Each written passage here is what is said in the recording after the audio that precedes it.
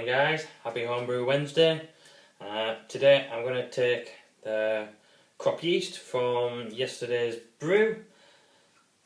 Sounds a bit quick, doesn't it? But Krausen seems to be dissipating already. Right, for top cropping I'm going to be using a baking tray with greaseproof paper in.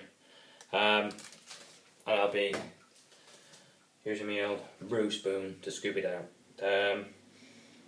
This is a yeast that's been harvested on a brew farm, farmhouse brewery for years, and they've probably been top cropping, storing it, top cropping. So I don't expect it to have any problems with sanitation.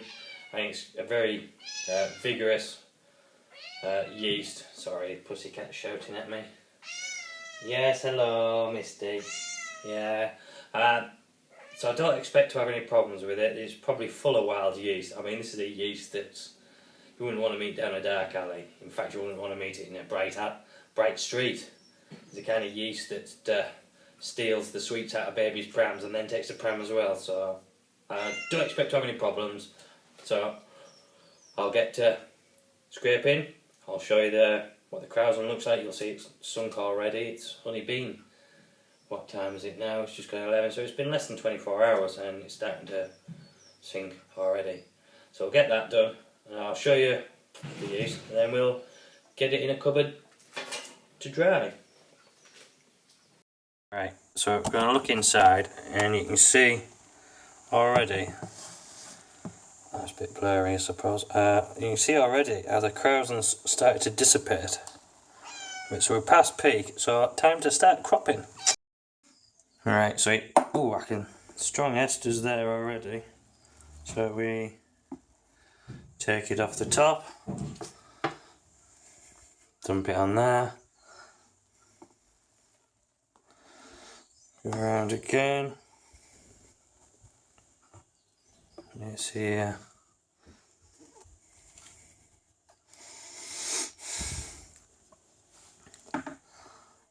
That big piece there. I mean, I don't want it to be that I take all the yeast out of it. We'll spread it a bit in a minute. Because obviously I'll need some to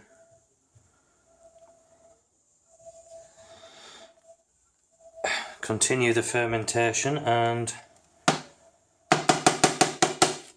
to eat up the diacetyl afterwards. So right, that's it. You put it on. Give it a spread about.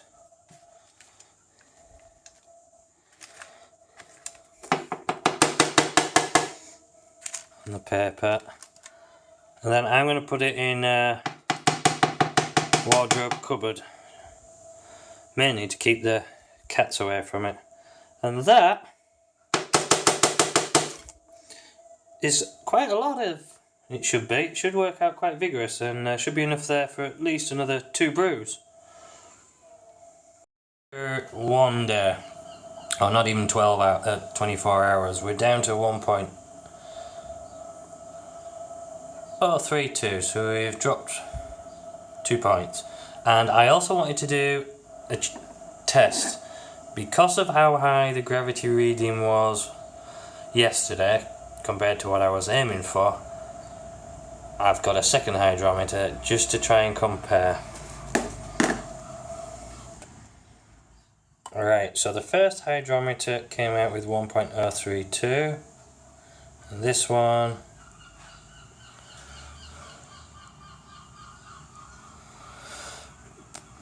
is pretty much saying the same thing. So I have to assume that the hydrometer was correct yesterday and I just went massively over. Okay, let's see how it's getting on. Have a taste test. I mean, its colour's looking lovely still. I'll give it a taste test. I have to say, it's been in the fermenter less than 24 hours. I sometimes don't even have yeast starting until after the first 24 hours. So to have it already drop down this far is unbelievable. Fantastic. Right, so give it a taste, I guess.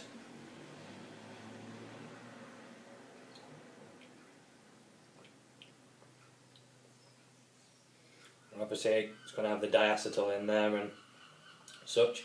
Still a bit of sweetness, obviously, because it's only at 1.032.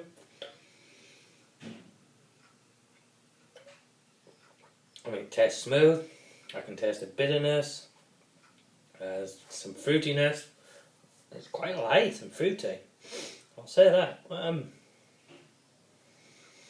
quite impressed. One day, we would give this to students. Those student kits where they're like, beer in 7 days, and you've pretty much just got manky wort.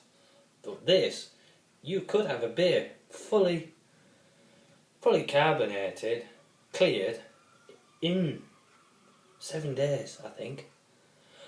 This is impressive. Very impressive yeast.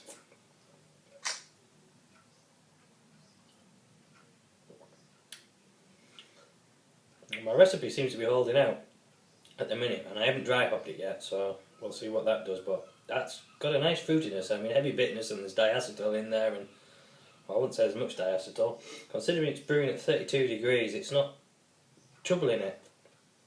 I mean, there is that strong back bitterness, which will die off. Wow. Cheers, Norway.